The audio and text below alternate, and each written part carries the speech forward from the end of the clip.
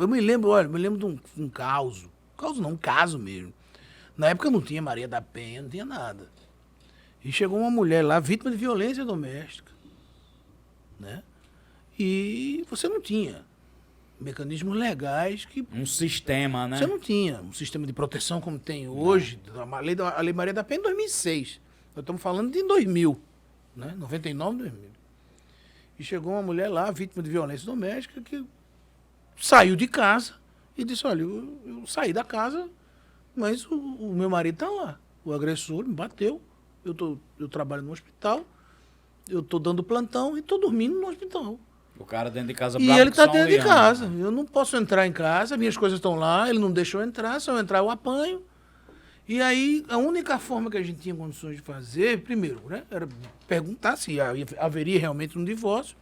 Ela disse que haveria, a única medida que tinha era uma cautelar De separação de de corpos. separação de corpos, exatamente.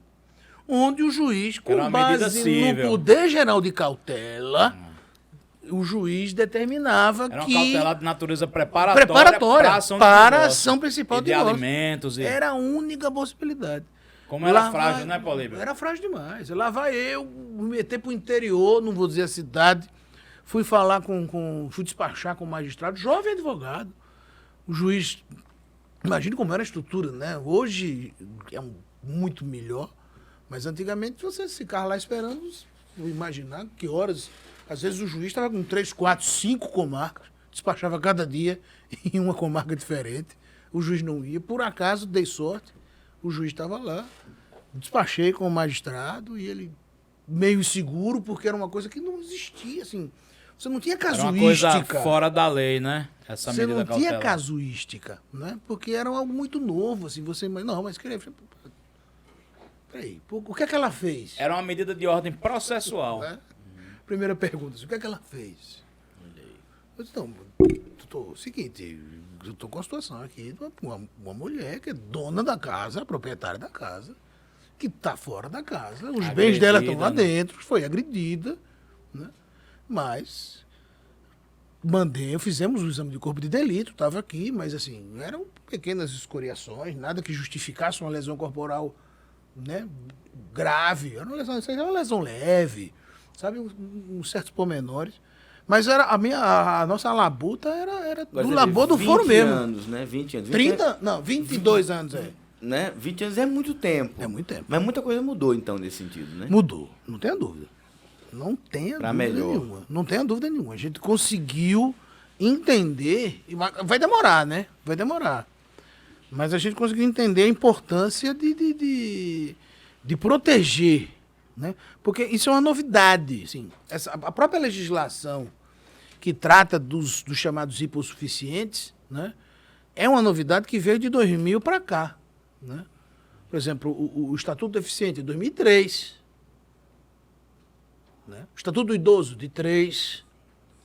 Maria da Penha, de 6, 2006. Né? E até você conseguir implementar esses conceitos... E né? o Estado gerar políticas públicas, De você criar um sistema, um aparato sistema estatal mesmo, efetivo. Demora muito tempo. Então, acho que Como é que vocês avaliam isso hoje? Vocês dois, inclusive. Cara, assim, eu vejo por um prisma que é da advocacia de ver outro, como outro, né? Assim, eu vejo como esse sistema aí, primeiro a evolução desses direitos, que às vezes a gente fala a medicina é dinâmica, o direito também é. Claro. Né? Porque o direito ele vai mudando, né?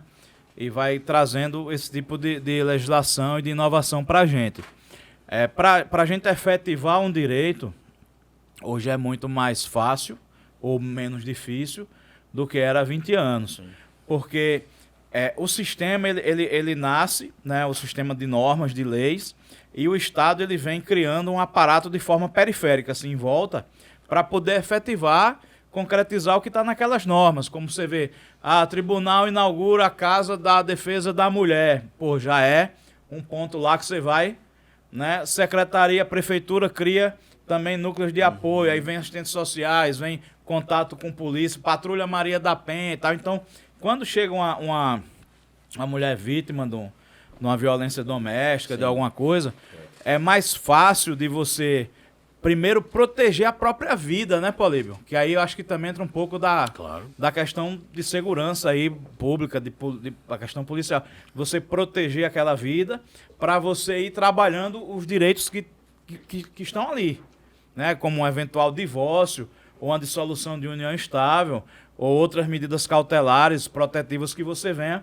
Então, assim, há essa evolução e para a gente como operador do direito, como advogado, facilita a nossa vida, sim, assim, da gente conseguir acolher melhor também a nossa clientela. Isso em várias normas, né? Concordo. E aí...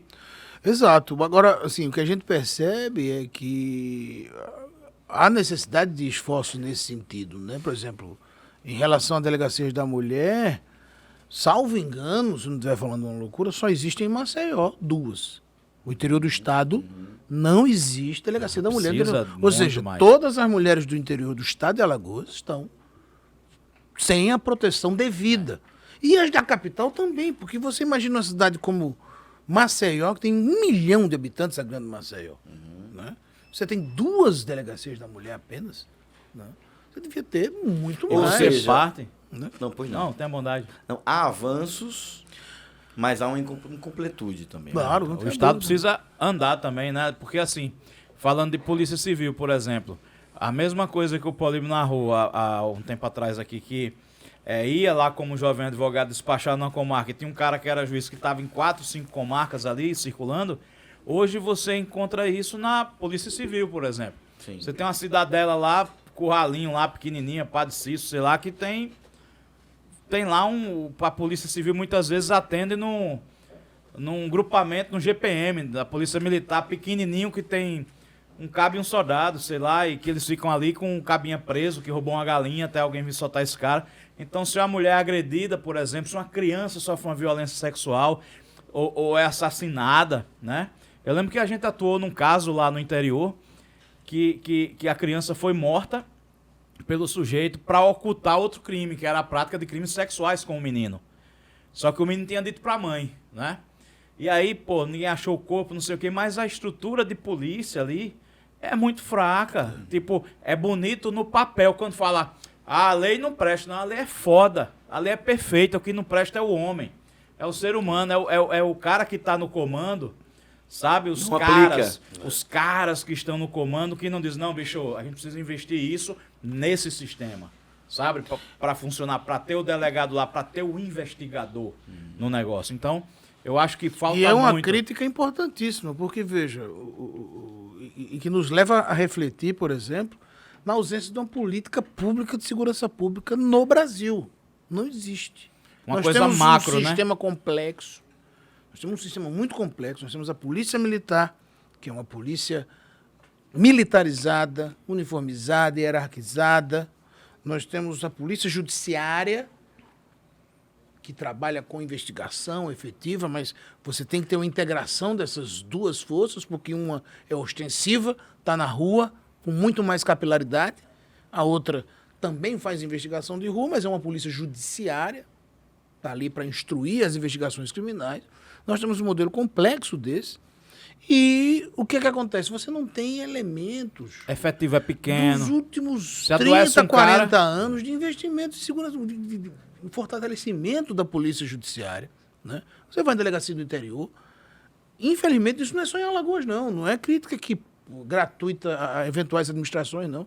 O Brasil inteiro, as delegacias do interior, você está lá, você vê 2, 3 policiais, uma cidade com 80, 90 mil habitantes, 4 polícias, né?